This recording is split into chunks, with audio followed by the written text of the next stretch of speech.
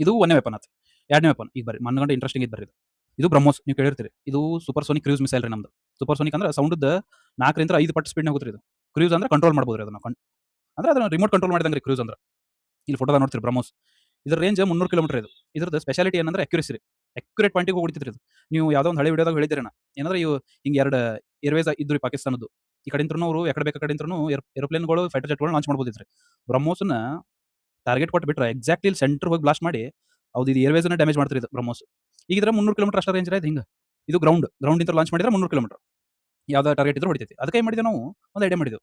ಬ್ರಹ್ಮೋಸ್‌ನ ಏನು ನೋಡುನು ಯಾವುದೋ ಒಂದು ಫೈಟರ್ ಜೆಟ್ ತೆಳ ಕಟ್ಟಿ ಬಿಟ್ಬಿಡೋಣ ರೇಂಜ್ ಮನಗಂಡ ಜಾಸ್ತಿ ಆಗುತ್ತೆ ಅಂತೇಳಿ. ಅವಾಗ ಯಾವ ಫೈಟರ್ ಜೆಟ್‌ನು ಇದನ್ನ ಹಿಡಿಯೋಟ್ಟು ಪವರ್‌ಫುಲ್ ಇಲ್ರಿ. ಯಾಕಂದ್ರೆ ಸಿಕ್ಕಾಪಟ್ಟೆ ದೊಡ್ಡದಿರ್ತೈತಿ ಬ್ರಹ್ಮೋಸ್ ಇದು. ಅವಾಗ ನಮ್ಗೆ ಐಡಿಯಾ ಬಂದಿದ್ದೇನು ರಷ್ಯಾದ ಸುಕೋಯ್ ಐತ್ಲಾ, ರಷ್ಯಾದ ಸುಕೋಯ್ ಏರ್‌ಕ್ರಾಫ್ಟ್ ಇದು. ಸಿಕ್ಕಾಪಟ್ಟೆ ದೊಡ್ಡದಿರ್ತೈತಿ ಇದು. ಈ ಜೆಟ್ ಐತಲ್ರಿ ಇದು, ಈ ಜೆಟ್ ಫೈಟರ್ ಜೆಟ್ ಇದ್ರ ತೆಳಗ್ ಬ್ರಹ್ಮೋಸ್ ಆರಾಮ್ ಕುಂತ್ರಿ. ಬ್ರಹ್ಮೋಸ್‌ನ ಇದು ತೆಳಗ್ ಕಟ್ಟಿ ಬಿಟ್ಬಿಡೋದ್ರಿ. ಅಂದ್ರೆ ರೇಂಜ್ ಜಾಸ್ತಿ. ಇನ್ನೊಂದು ವೆಪನ್ ಬಗ್ಗೆ ಹೇಳ್ತೀನಿ ಬರ್ರಿ ನೀವು. ಇದ್ರ ಹೆಸರು ರುದ್ರಮ್ ಹೆಸರು ಹಂಗೈತೆ ನೋಡ್ರಿ ಇದ್ರದ್ದು. ಇದೇನಂದ್ರೆ ಇದಕ್ಕೆ ರೇಡಾರ್ ಕಿಲ್ಲರ್ ಅಂತ ಕರಿತೀವಿ ನಾವು. ಅಂದ್ರೆ ಎನಿಮಿ ರೇಡಾರ್‌ಗಳನ್ನ ಉಡಾಯಿಸಿ ಬಿಡ್ತದೆ ಇದು. ಈಗ ಹೆಂಗಂದ್ರೆ ಇದು ರೇಡಾರ್ ಅನ್ಕೋರಿ. ರೇಡಾರ್ ಏನ್ ಮಾಡ್ತೈತಿ ರೇಡಿಯೋ ವೇವ್ಸ್ ಬಿಡ್ತ್ರಿ ಹಿಂಗ. ಇದು ನಮ್ಮ ಈ ರುದ್ರಮ್ ಮಿಸೈಲಿಗೆ ಈ ರೇಡಿಯೋ ವೇವ್ಸ್ ಒಂದು ಸತ ಡಿಟೆಕ್ಟ್ ಮಾಡಿಬಿಡ್ತು ಅನ್ಕೋರಿ ಇದು. ಇದ್ರ ಲೊಕೇಶನ್ ಸಿಕ್ತರೆ ರೇಡಾರ್‌ದ. ಇವ್ರು ರೇಡಾರ್ ಪಾಕಿಸ್ತಾನದವ್ರು ಆಫ್ ಮಾಡಿದ್ರು ಹೊಡಿತೈತ್ರಿ ಇದು ರೇಡಾರ್ ಡಮ್ ಅನ್ಸ್ತದ್ರಿ ಇದು. ಅದಕ್ಕೆ ಇದಕ್ಕೆ ರೇಡಾರ್ ಕಿಲ್ಲರ್ ಅಂತೀವ್ರಿ.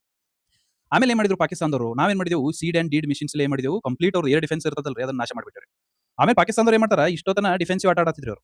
ಈಗ ನೆಕ್ಸ್ಟ್ ಏನ್ ಮಾಡ್ತಾರೆ ಡಿಫೆನ್ಸಿವ್ ಕೆಲಸ ಆಗಲ್ಲ ಡಿಫೆನ್ಸ್ ಅಷ್ಟು ಏರ್ ಡಿಫೆನ್ಸ್ ಉಡಾಯಿಸ್ಯಾರ ಅಂತ ಅವರು ವಾಪಸ್ ಅಫೆನ್ಸಿವ್ ಆಕರಿ. ಅಂದ್ರೆ ಇವನೇನ ಡ್ರೋನ್ಸ್ ಕಳಿಸ್ತಾರೆ ನಮ್ಮ ಇಂಡಿಯಾಕ್ಕೆ. ಹೆಂಗ್ ಡ್ರೋನ್ಸ್ ಅಂದ್ರೆ ಅವಾಗ ರಾತ್ರಿ ಫೋಟೋಗಳು ನೋಡಿರ್ತೀರಿ ನೀವು ಕಂಟಿನ್ಯೂಸ್ ಸಾವಿರಾರು ಡ್ರೋನ್ ಕಳಿಸ್ಬಿಟ್ರಿ.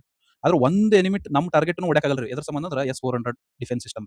ಇದು ಹೆಂಗ್ ಮಾಡಿದೆವು ಅಂತ ಹೇಳಿ ನೆಕ್ಸ್ಟ್ ವಿಡಿಯೋದಾಗ ತಿಳ್ಕೊಳ್ಳೋಣ.